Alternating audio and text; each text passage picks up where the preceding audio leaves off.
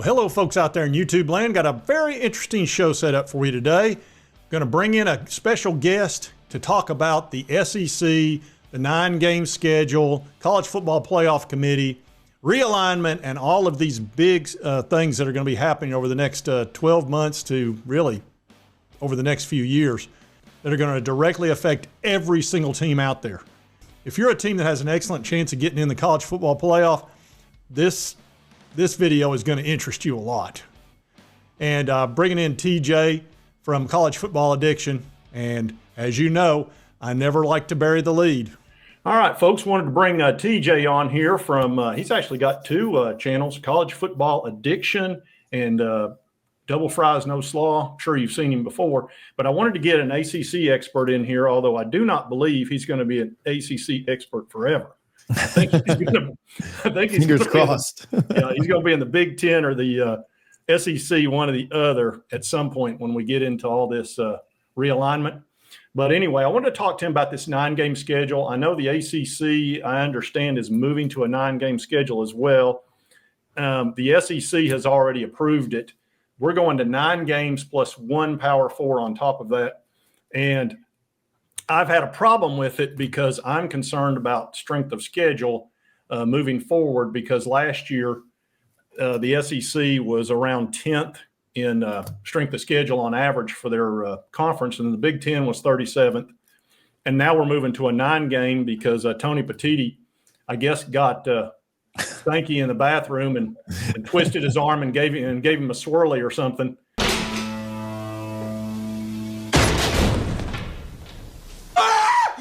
And forced him to move to 9 games. And I'm like, we've already got it tough enough. Yeah. Now, if they're going to take strength of schedule into consideration with the College Football Committee, I'm fine with that. But they have not shown that they're willing to do that. So anyway, I wanted to get an expert opinion on this coming from a different angle from that of the ACC and sort of what you're thinking, because you've got Jim Phillips, who I'm not a big fan of him either. I think Tony's kind of running the show right now. I don't know how he figured that out, but he did. What is your opinion on moving to 9 games for the ACC and then also SEC and the College Football Playoff Committee, et cetera? Yeah, well, I mean, the one thing about the SEC is, I mean, the committee told us, I think it was the day before that the SEC announced it. They told us that they would weight strength of schedule more heavily. And so I guess the one positive as an SEC guy is it is going to be tougher. Like it would shock me this year if any SEC teams, because there's so much parity, it would shock me if anybody went undefeated, which all that's left right now is what Ole Miss and Texas A&M. Well, I guess Alabama has the out-of-conference loss that is still kind of shocking to think about right now. But you'd think that only increases. Like you're adding with a 9th game, you're adding more losses to the pot. You're going to have just more collective losses in the SEC. And so if the committee is, which I would imagine they are, I think all this stuff gets announced to us, but all the wheeling and dealing is done behind the scenes. I think they will value it more, but I think you're also seeing the Big Ten, teams are going to have multiple losses. Like who would have thought that Oregon would take a loss at this point? Ohio State feels like they're always going to finish with 1 or 2 max, but I do think that they will take that more into account. I like what the SEC's done with the Power 5 opponent too. And I think that's kind of the Georgia, Florida, South Carolina, and Kentucky rule, because those teams have to play an out of conference. So they want to make sure that everybody else has to as well. For the ACC, yeah, you mentioned Phillips.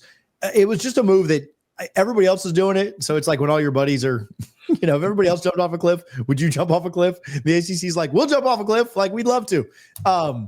They have an uneven number of teams, Jay. Like they can't even do a 9-game schedule, and they're not. They're doing a 9-game schedule for 16 of the teams, and then the 17th team, which who knows how they're going to determine that every year, because there will only be 3 or 4 years of having 17 teams unless they backfill the teams that are going to leave. Once a year, one team a year is going to play 8 conference games, and so you're not even going to get a 9th game for that team. That doesn't make sense. And could you just imagine, like this year, we all had Virginia, who beat FSU. We all had Virginia as possibly moving on from their coach. Like, hey, he may not make it through this year. And Virginia is undefeated in the league right now. And you look at the rest of their schedule, they're going to be favored in every single game they play the rest of the way. But what if Virginia would have been that team before the season that you say, oh, well, they're not really a competitor. We're not going to give Clemson or Florida State or Miami 8 games. We'll give Virginia one of those 8. You never know who's going to come up and be that team in the ACC that kind of competes for it. So what if they would have given Virginia one less game this year and it would have been this situation? And they've got 8 conference games. And how do you figure out the tiebreakers there? Like, what if you lose and you don't make it to Charlotte, or you do get into Charlotte just because you didn't have to play that extra game? Could you imagine Miami going 8-1 and Virginia going 8-0, and that's who gets into it? So the ACC is such a mess right now, and they have been, and that's why they're kind of lagging behind everybody else. But the 9-game conference schedule for the ACC makes very little sense at all. They need to be playing more games out of conference. Like, they don't need to be playing more ACC teams. They need to be playing, because for the SEC, yeah, it's good. It helps you shrink the schedule. For the Big Ten, helps your Big 12. Playing another ACC game every year doesn't help you if you're an ACC team. You need to be playing more big games, like Clemson plays LSU and Florida State plays Bama and all this other stuff. So, yeah, it makes no sense, but it's pretty on brand for the conference. Yeah, of course, y'all have got an odd number because they were scared to death that you were going to leave. Yeah. FSU, Clemson, so they were like, Jim Phillips was freaking out, and he went and just grabbed who he could get so he could keep that number up. Of course, you know all about that because the ACC is in such flux right now. And I did like the agreement. You'll be able to get out of there by 2030 and move on to, like I said, I 100% thought y'all were going to be in the SEC, but now that I've seen when the package ends for the Big Ten in 2030, then you guys being able to get out at that time, they'll be able to have a new contract. You should be able to get a full amount of whatever that percentage is, as opposed to going in with a partial, which you're not. You're going to have to come up with a lot of money to get out of the ACC. What is it, 70 million or something, 75? I think at that time it's 75, yeah. Yeah, so you're going to have to come up with that. You need a full share from the Big Ten. See, they're going to be ahead of the SEC. Tony was smart in keeping that as a 7-year as opposed to a 10-year. So he's going to be able to go in there and pluck the teams he wants out of the ACC, and FSU is definitely going to be one of them. Are y'all, what is it, the AAC credited or AAU? Yeah, AAU. They're not now, but they are working towards that. They just acquired a hospital system. They're not, I wouldn't say they're like 2 years away, but they might be like 5 years away. They might be 5-6 years. So I think it might line up with when they get into the Big Ten or even just shortly after, but it is something they're working toward. And I think they will be within 10 years for sure. Maybe within 5. I don't want to pretend to have all the timelines on how that works, the academic stuff, but I do think they'll have that sooner rather than later. Yeah, I know the SEC would love to have FSU. They'd love to have FSU, probably Clemson, and then North Carolina would probably be a big-time get because of that TV market, and Virginia as well. I think those are going to be 4 teams, and then maybe Miami as well. So those will probably be your top 5s that people will be interested in. I would assume Big Ten's going to take 2, SEC's going to take 2. It'll be interesting to see who's left of that 5, because if it's Miami, then they're the big dog in the little pond. And it's hard to really – it's going to be interesting to see how that plays out. I want the ACC to stay as a conference. We need 4. And, we don't need to get down to 3 or 2. I don't want to turn into the NFL, even though that could be what happens. I could easily see that because, I like the Big 12 and I like the ACC. And, they've got history and tradition and all that. But it's going to be tough once the ACC loses their crown jewels, honestly. Yeah, and I do. As a Florida State guy, I want to get somewhere else because I think it's what's better for the program itself. Realignment in general sucks for college football. Like, it's not good. And I understand that the people that make the decisions about this sport don't care about this sport like you and I do, and so they just care about the dollars, and so that makes sense. But realignment itself is not good for football. Like, you've got Indiana going and playing road games at Oregon, even though that was a thrilling game and Indiana dominated them. That's not real. That's not Big Ten football. You got SMU playing games in Clemson, South Carolina, and playing games in Palo Alto and everywhere. Like, that's not ACC football, And yeah, I mean, Red River this weekend was cool being an SEC matchup, but like, that's a Big 12 game. Like, what are we doing? So it does suck because, man, Florida State has good tradition with Virginia Tech and NC State and certainly Clemson and other teams too. And unless Florida State and Clemson end up in the same conference, which they might. Some of that may go away. If Florida State and Miami and Florida all end up in different conferences, how do you do that, right? With your 9-game conference schedule. I don't love the way it's going. Now, again, Do I think what's best for Florida State is get out of the ACC? Yes, but I hate it in general. I think it's all dumb. Yeah, because you're getting ready to play Stanford at 10:30 at night. I don't know if I can make it through that. And that's going to be at the West Coast, I assume, which is 7:30. Yeah, that game's going to get over for you at about 1:30 a.m. Yeah, that's a long day there for FSU fans. I'm not even looking forward. I mean, especially with the way the last few games have gone. But dude, I fall asleep. I was watching the BYU game at 10:30 Utah was playing 10, and I fell asleep like before halftime. I'll do a little bit better job because it's my team, but yeah, Florida State shouldn't be playing 10:30 games in Palo Alto. Like that just should not be a thing that's happening. Yeah, I agree. I know y'all had such a great start. You beat Alabama, and it was just such a good feeling for so many teams out there because Alabama's been such a bully. And then to see you guys take them out right as that was the team that kicked you out of the playoff when you were undefeated that big year where you really got screwed, I think. It was very unfortunate. So that there was all that positive energy. And now you've got Norvell who's back on the hot seat. But you owe him so much money, you can't get rid of him, can you? It would be pretty surprising if they could. I'll tell you this. They lose this weekend as a 15.5, 16.5, 17-point favorite out at Stanford. I don't know how you don't find a way to find the money. Yeah, I don't see that happening. I just don't. There's just you'll beat Stanford. I would think so. But if you don't, man, I think it starts to get really hot. He's got to go 500 because if they go 5-7, that would be 4 losing seasons in 6 years. And I know the buyout's big, but I worry about people showing up to games. I worry about people actually coming out and, would you lose more money in the long term by not making a decision? So they got to win this week and then kind of see how the rest of the year goes. Well, y'all been within one score on all those losses too. It's not like you're getting, your butt kicked like last year. You've got a good offense. Your defense has been struggling a little bit, and there's been a lot of talk of the UCLA head position that your defense coordinator might be a possibility for that. I don't know if you'd really care one way or the other at this point, but anyway, I try to keep up with FSU. They interest me. I get along with those folks pretty well.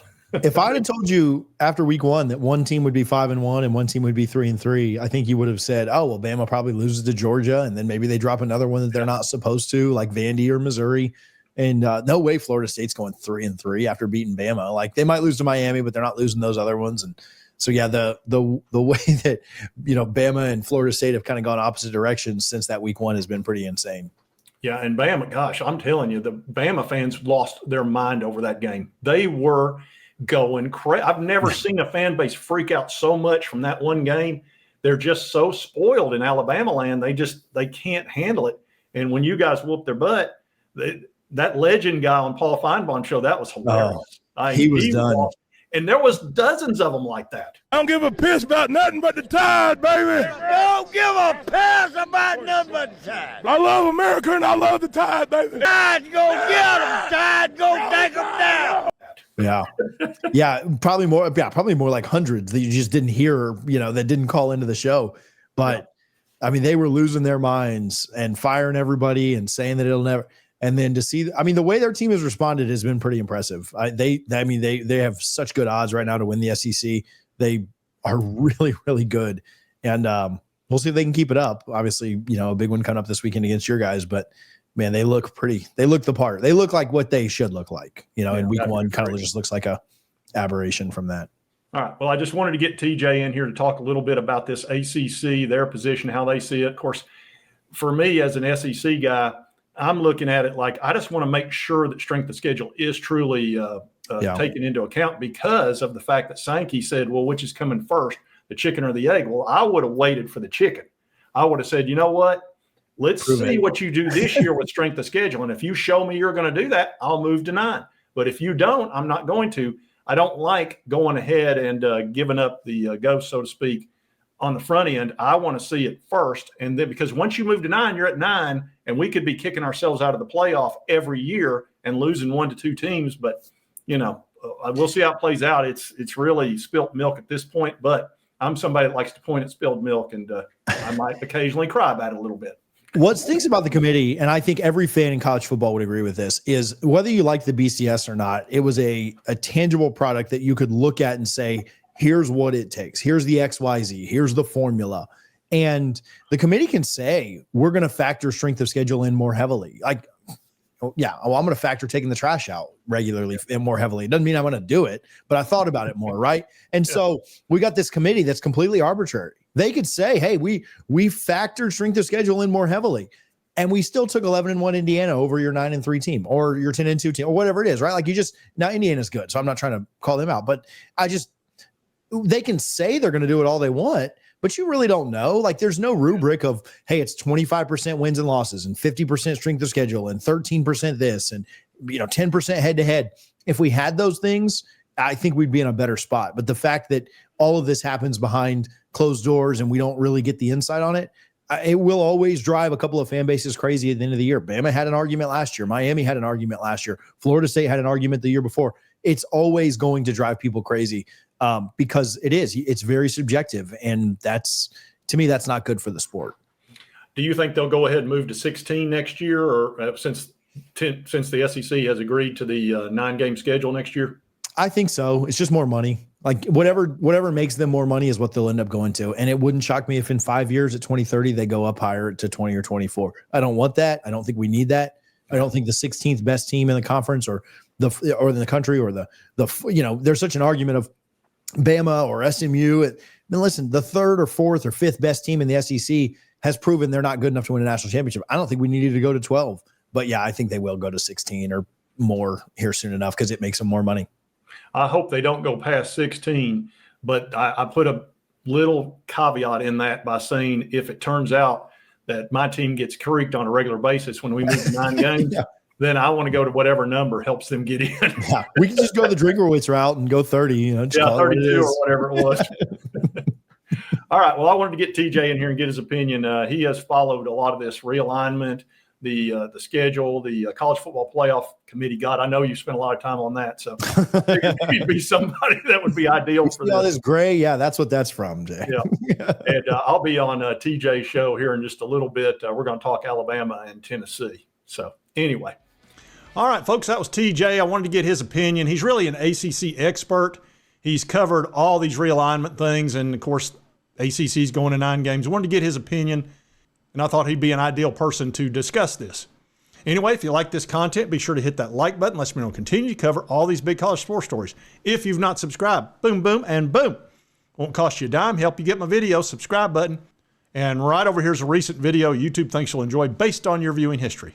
And we'll see you next time on Sports Talk Jay. In case I don't see ya, good afternoon, good evening, and good night.